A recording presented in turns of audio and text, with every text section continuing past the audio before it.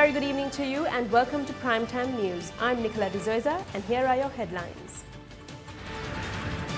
Selling price of the Sri Lankan rupee depreciates by 171 against the US dollar. Locals charge the garbage disposal plant in Aruwakkalu is not being built on the location that was promised. Why did Basil Rajapaksa suddenly arrive back in the country? President instructs to conclude releasing the land belonging to legal owners in the north and the east by the 31st of December. Deputy Minister Ranjan Ramanayake, in a letter to the ICC, questions eligibility of Thilanga Sumathipala to hold office at SLC. Starting off with our top story tonight, the rupee depreciated further against the dollar today. As per the data of the central bank, the selling price of the US dollar was recorded at 171 rupees and 42 cents. At the start of the year, the US dollar sold at rupees 153 but has seen a meteoric rise of 17 rupees to be recorded at more than 171 rupees at present. While there has been a drastic decrease in the rupee in recent weeks, the central bank has had to resort to releasing foreign reserves to sustain the value of the rupee. The central bank last week revealed that they had taken steps to release a sum of rupees 184 million for this purpose. While the government has taken steps to release money in this manner, they also had to suspend the treasury bill issuances scheduled for yesterday. The government issued treasury bills to cover daily expenses, including government sector salaries and fuel costs. These are issued carrying timestamps of 3 months, 6 months and 1 year. The government prepared to raise 6,000 million rupees through the issuance of treasury bills yesterday. They intended to raise 2,000 million on the 3-month basis and another 4,000 million on a 1-year basis. However, as the interest rates of the bids presented exceeded the levels expected by the central bank, they decided not to raise the proposed 6,000 million. However, bids worth rupees 13,922 were received during this auction to raise 6,000 million. When the central bank last issued bonds, it was at an interest rate of 8.56% for 3 months and 9.051 for those carrying a validity of a year. International perspective. Despite the unfavorable global economic situation, Vietnam's economy maintained its growth momentum and recorded significant achievements in the first 3 quarters of the year. It is notable that the quality of growth has improved and the growth model is shifting from extensive to intensive. According to the Department of National Economic Issues under the Ministry of Planning and Investment, with the socio-economic development figures in the first 9 months of the year, it is projected that all of the 12 criteria set by the National Assembly will be fulfilled, with 8 expected to exceed the targets, thereby helping to realize the 5-year socio-economic targets. The GDP growth for 2018 could reach 6.7% or even higher if more efforts are made in the final months of the year. Data from the General Statistics Office show that the Vietnamese economy grew by 6.98% in the January to September period, the highest growth rate in the past 8 years. The manufacturing sector continued to be a bright spot and the main driver of growth, expanding by 12.65% during the period. The services sector grew by 6.98%, which was lower than the previous year but higher than the average during the 2012 to 2016 period. Exports in the first 9 months of the year reached nearly $179 billion, up 15.4%, with 26 goods bringing in over $1 billion each. The notable feature of the economy in the last 9 months is that high growth was maintained and the quality of growth was improved. About a quarter of Vietnam's total trade is with China, which is facing potential tariffs on all of its exports to the US in an escalating trade war with President Donald Trump. But Vietnam is successfully facing the challenges by managing their financial policies, foreign exchange rates, interest rates and inflation by attracting small-scale projects which are deviating from China due to the US trade policy. Now the government comes up and says we need exports. But when it comes to the exporters, you don't give them any encouragement, you don't give them any concessions, you don't actually give anything to them to develop the export sector. Yet the government comes and says if we are to come out of this, we need exports. So how does that work, the contradiction? Why can't the government look at a way to give something to the exporters and to actually develop exports rather than coming and saying we need exports? The private sector people are capable of managing it, but at least if they can take off the regulatory barriers, for instance the customs procedures, at the shipping procedures, but if they can have an ease of situation on those aspects, that would be more helpful for exporters. rather than giving like a direct incentive that will also boost it. Then, Mr. Fernando, the taxes that they talk about, the government imposes a lot of taxes on exporters as well, because they seem to be thinking of it as an easy way to tax people. You know exports happen, so you tax them sort of. So when there are a lot of taxes, that too affects this. Exactly. Taxing on exports is a massive problem. But on the other hand, we have to also remember taxing on imports is sort of indirect way of taxing exports. So both the sides has to be balanced. If you can take those off and have more sort of a direct tax system rather than having indirect taxes, that would be helpful for exports. Meanwhile, locals claim accurate details of the proposed solid waste sanitary landfill disposal facility in Aruwakadu are concealed from the public eye. This was revealed during the investigation carried out by our Newsfirst reporters. Government has taken steps to introduce a project to shift garbage that are being collected daily in Colombo by train to Aruwakadu. The construction of the project is now underway. According to the investigation carried out by our news reporters, it was revealed that the garbage fill is not located in Aruwakadu, but they are planning to dump this garbage in the Serakulya area. The villages of Serakulya and Karathivu are located close to the Puthalam Lagoon, where many depend on fishing as their means of income. According to the initial plan, it has been decided to dump the garbage in the Aruwakadu area near the Gange Oyavadia village. Villagers say they didn't disagree on the plan as there was no harm for the village and for the people. We thought we will not get affected by this. Since the garbage disposal site project was located in Serakulya, which is 5 kilometers away from Serakulya, a number of problems have emerged. They are not doing the project where it was initially planned. They do it in the Serakulya village. The project is only 100 meters away from the lagoon. We didn't leave the village even during the war, but this situation has compelled us to leave the village. Locals fear contaminated material from the dump site would pose a threat to the lagoon and their livelihoods. Villagers also have focused their concern on the harm that can cause for the salt production process of the village. Foreign countries treat garbage as a resource, but this is the situation in our country. A sergeant taken into custody over the charges of aggressive behavior was produced before the Mataguma Magistrates Court and will be remanded until the 9th of October. On the 30th of September, a tipper truck was stopped and inspected by the sergeant. He then seized the truck under the charge of transporting sand illegally. However, the tipper was released by the OIC the following day. The sergeant, expressing his opposition, staged a protest yesterday, carrying his firearm. After nearly 2 hours, the sergeant was taken into custody by the police and the special task force. Though the weapon was fired, no harm was inflicted.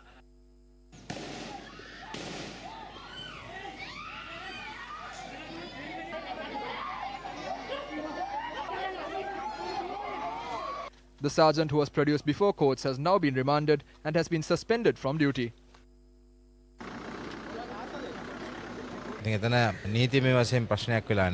There is no legal issue. The tipper that transported sand illegally has been released in a proper manner. I do not know why the police officer behaved in such a manner. I believe an investigation on this matter is underway. The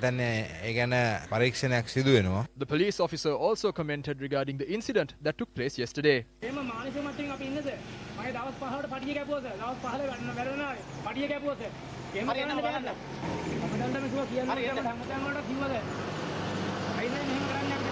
The lawyer presenting the sergeant at court stated that the police had dealt with this issue in an illegal manner.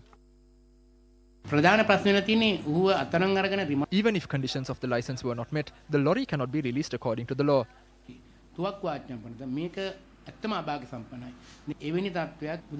Family members of the sergeant visited the Kalutara ASP office with the hope of some relief. He has served for nearly 25 years. Now they identify him to be mentally unstable. To our knowledge, he does not have such mental disorders. A vehicle transporting sand was taken over by the police and the case was to be heard in courts. Instead, the vehicle was released and the driver had scolded my son in a very harsh manner. The only thing my son said was to show him the yellow paper upon submission to court. He had then stated that he will hand over the gun and release himself. They did not keep to their promise. The sand was transferred to another empty lorry which was sent to the police station. The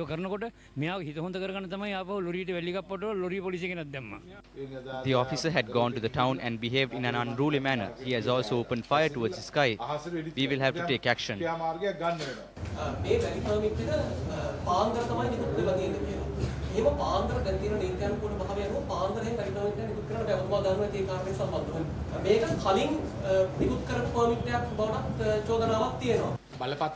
We don't issue permits. On the 28th of September, the lorry had a permit when the arrest was made. At 4 in the morning, the officer who issues the permit can decide on the time.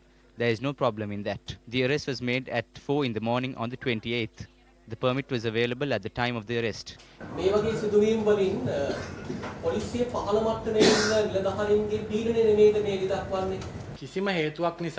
A police officer cannot operate and be on duty under any pressure at any circumstances. It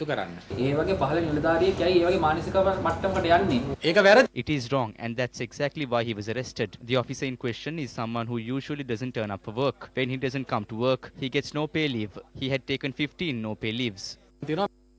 With the situation of the police sergeant attached to the Thebuwana police, there are allegations levelled against several high-ranking officials, including the Inspector General of Police. The DIG of the Terrorist Investigation Division, Lanka de Silva, is currently under interrogation, and there are allegations that a proper investigation was not conducted against the former head of Police Financial Crimes Investigation Division, DIG Ravi Vaidalankara, over the misappropriation of 22 million rupees.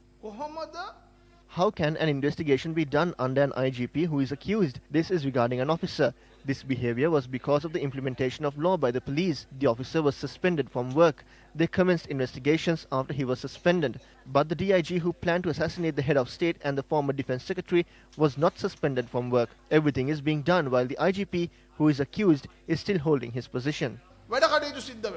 IG ඉවත් වෙන්නේ නැත්තම් ඉල්ලාස් වෙන්නේ නැත්තම් ඉතින් රජයට වෙන පියවරක් ගන්න සිද්ධ වෙනවනේ දැඩි දෝෂාරෝපණය ලක්කලා මේ පූජ්‍ය ජයසුන්දර මහත්මයා ජනපතිතුමා විසින්. The Constitutional Council will have to do that. However, the Constitutional Council is inactive now. The Prime Minister, Speaker of Parliament and the Leader of the Opposition are yet to appoint 3 parliamentarians and 3 civil representatives to the Constitutional Council. A minor party representative also has not been named to the Constitutional Council. The President can only appoint one person to the Constitutional Council. He appointed me as soon as Champika Ranawaka's tenure was over. Now the Prime Minister and the Leader of the Opposition will have to appoint the West. Other appointments to the Constitutional Council being delayed purposely. A suspect was injured during a shootout between an organized crime gang and the police in Athurugiriya. Police spokesperson Ruwan Gunasekara stated that the injured was identified as Ranasinghe Arachige Hasitha alias Banda, an individual involved in organized crime. The shootout took place in the Mailangama Road in Oruwala, Athurugiriya. Police said that the injured suspect was transferred to the National Hospital after initially being admitted to the Oruwala Hospital. Officers of the police organized crime unit seized the weapon that was in possession of the suspect. The officers went there based on a tip-off they received that those people will come to take the bribes. That is when the shootout occurred. One person had repeatedly shot officers of the organized crime unit, but they had not been effective. The individual injured on this occasion is an associate of Madush and Angodalokka, 2 people who are currently overseas escaping the law. The injured person is the one who was the driver of the vehicle during the incident where an officer was killed during the unfortunate incident during a jewelry shop heist in Mathura.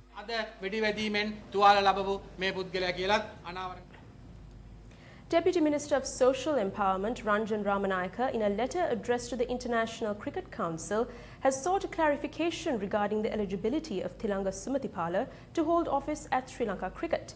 The Deputy Minister expressed these views after arriving at the Criminal Investigations Department. Sri Lankan circulars clearly state that the President of Sri Lanka Cricket Organisation cannot own a media institution, import cricket equipment or be involved in gambling. Parliamentarian Thilanga Sumathipala has been accused of all 3 activities. I addressed a letter to Sumathipala to inquire on these 3 allegations. During a court case filed by Arjuna Ranatunga in the Mount Lavinia court, Sumathipala had admitted to his family being involved in betting. I questioned Alex Marshall as to why such an individual with such allegations still maintains a senior position in the cricket board. Tilanga Sumathipala had once stated that he was cleared of such accusations from the ICC. However, no such clearing had taken place. The letter I addressed to Sumathipala was to inquire the truth about this matter. Meanwhile, the CEO of Sri Lanka Cricket, Ashley De Silva, arrived at the Criminal Investigations Department to provide a statement. I was not questioned. We were present today to give a statement with regard to the financial scandal. I made this statement today. They do not question us. We only provide a statement on what had happened. We told them the truth and they accepted our statement. Will there be another summoning? No, there won't. It was a statement we made. Accordingly, they will conduct an investigation.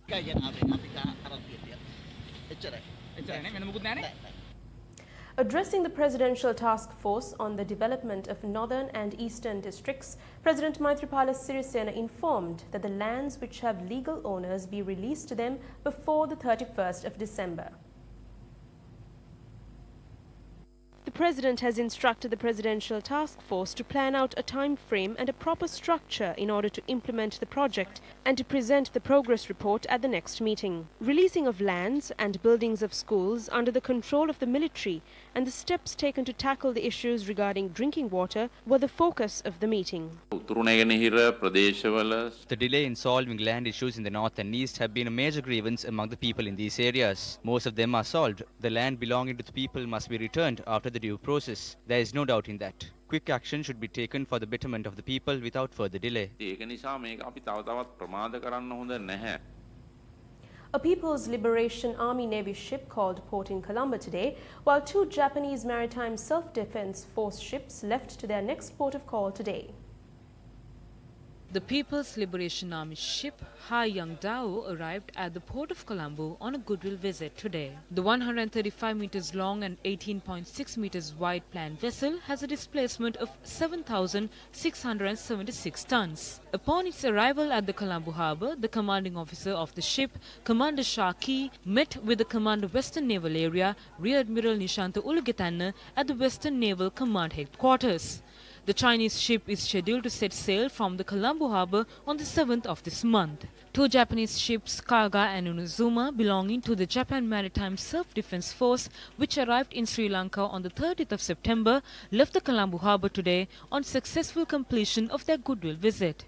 The Secretary of Defence of the Islamic Republic of Pakistan, retired Lieutenant General Ikram ul Haq, called on Chief of Defence Staff Admiral Ravindra Vijay Gunaratne today. He met the Secretary to the Minister of Defence, Kapila Vaidyaratne, yesterday. The Pakistani Defence Secretary is in the island, leading a high-level delegation for the 5th round of the Pakistan-Sri Lanka Armed Forces Defence Dialogue. Attorneys representing Tiran Alas in the case involving transactions related to the RADA organization stated that the testimony offered by witness Nishanta Sriwarnasinghe is false.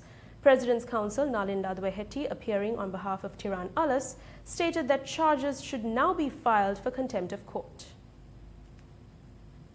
Western Provincial Councillor Warnasinghe admitted before the Colombo Magistrates Court that he goes by the alias Kamal Deshapriya when engaging in party matters. Warnasinghe further admitted that he was incorrect in stating that he is unaware of the identity of who Kamal Deshapriya is when testifying before on the 2nd of August at the hands of PC Laduahetty. President's counsel Shanaka Ranasinghe, who was appearing on behalf of the second witness Anthony Emilkant, also cross-questioned Nishanta Sriwarnasinghe. Responding to an image shown to him, Warnasinghe admitted that the photograph depicted the advisor to Minister Patli Champika Ranawaka, Vidya Amarapala and Anthony Emilkant. The lawyer claimed that Vidya Amarapala had gone to Dubai and asked Emilkant to testify against the first witness, Tiran Alas, but following the failure to agree to do so, that he had named Emilkant as a suspect as well. The witness rejected this claim. Colombo High Court Judge Vikum Kaluarachi ordered that Minister Patli Champika Ranawaka and former Secretary to the President Lalit Veeratunga be present to testify when the court reconvenes on Wednesday, the 10th of October, and issued summons in this regard. Let's now take a look at the news in brief. An event was held yesterday to mark the opening of Gateway College, Ratmalana. The whole thing about Gateway Ratmalana actually started when we were looking for more space to improve our sports. Drama, in fact, Gateway College, Dehiwala did qualify for the Shakespeare drama competition for the final round. That was a great achievement. And teachers are obviously a key strength in our organization. This year's theme is choose happiness, be the change. And the product that we want at Gateway is obviously a product who will have all those good things, international exposure, but who will be able to fit into this country and society. The International Conference and Exhibition in Indigenous Medicine 2018 was held in Trincomalee today.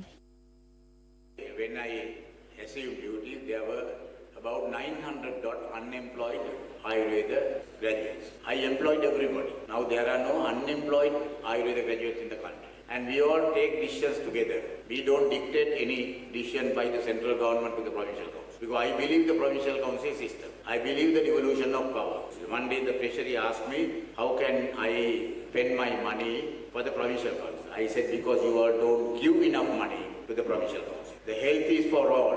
People are not bothered whether it is provincial council or the central government. They blame the government if there are no facilities. Entrepreneur Live 2.0, organized by the Postgraduate Institute of Management of the University of Sri Jayawardenepura, was held yesterday. The event successfully celebrated the efforts by PIM MBA entrepreneurs such as Asoka Hettigoda of the Hettigoda Group and Suranga Herath of the English Tea Shop to inspire and motivate the next generation of entrepreneurs.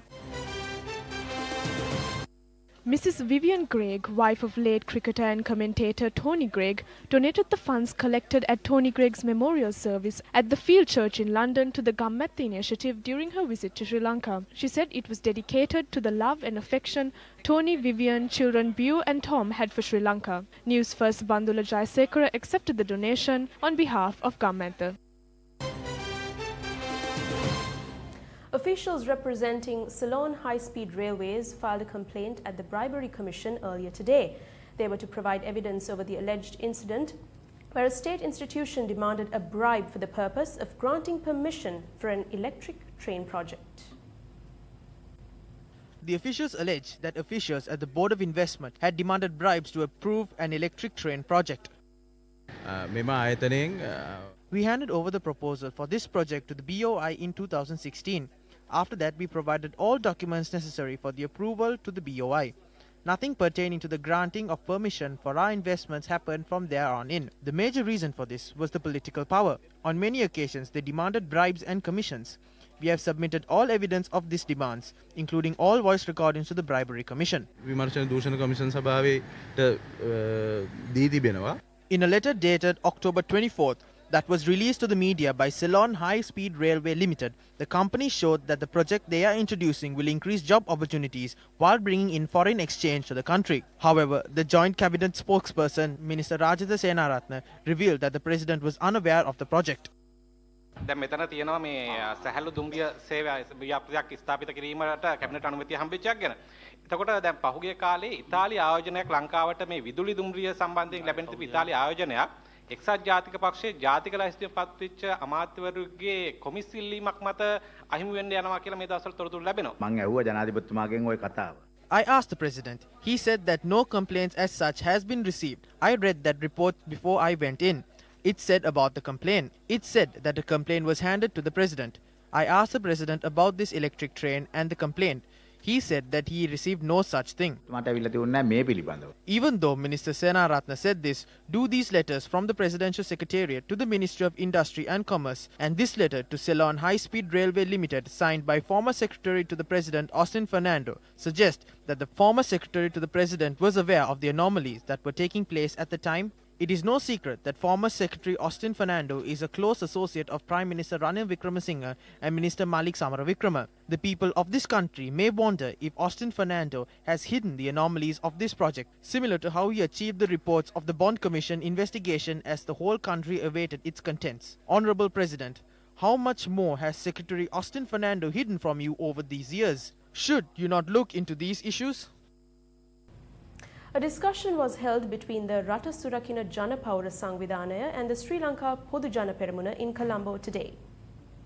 Minister Basil Rajapaksa and a group of representatives from the Sri Lanka Podu Jana Peramuna were present at this discussion held in connection to the free trade agreement with Singapore. The Ratanagana Jana Pawura accuses the government of having traitorous agreements to our country like the trade agreement with Singapore.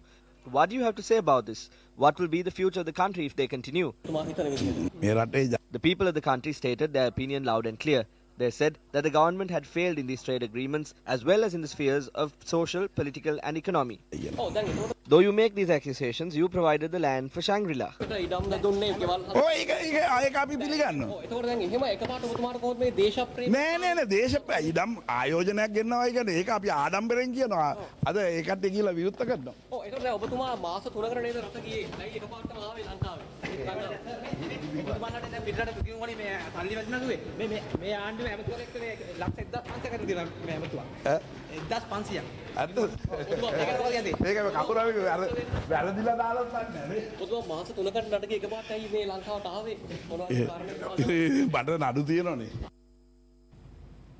The Presidential Commission of Inquiry into large-scale fraud and corruption at Sri Lanka Airlines and Mihin Lanka convened yet again today. Testifying at the commission, a senior member of the audit department of Mihin Lanka stated that officials within the organization had functioned in violation of due process on multiple occasions during the course of the airline being in operation. He stated that on multiple occasions, officials had been overpaid for their work, counting in periods where they were absent as well. He stated that even though these monies were recovered, shortcomings on the side of the administration had led to these issues. In addition, it was revealed that 5 management-level officials working at the airline had been given undue promotions post-2015, which the audit department officials said had taken place without the advisory of the Human Resources Department. Adding further, he stated there had been financial repercussions to these promotions as they had been backdated by 3 months. The audit department had advised that all the appointees be removed from their offices. Speaking further, it was also revealed that there was an information leak within the organization which saw the salaries of top management officials revealed. Further, it was revealed that management officials were given considerable increments disregarding the fact that the airline wasn't performing too well financially. Sri Lanka cricket captain Dinesh Chandimal stated that the team is well prepared to face the upcoming one-day cricket series against England. The Sri Lanka cricket team held a practice session today. 5 matches are included in the ODI series between the two countries, and the first match is scheduled to be held on the 10th at the Rangiri Dambulla International Cricket Stadium. We have hope. We had difficulties to perform well and win, especially at ODIs in the recent past. And that is the biggest challenge that I face as the captain of this team, and also the way I direct my team towards achieving victory. I think all the players are in a good mental condition. They practiced well and worked hard. Practice වල ඉතාමත් හොඳට මහන්සි වෙනවා.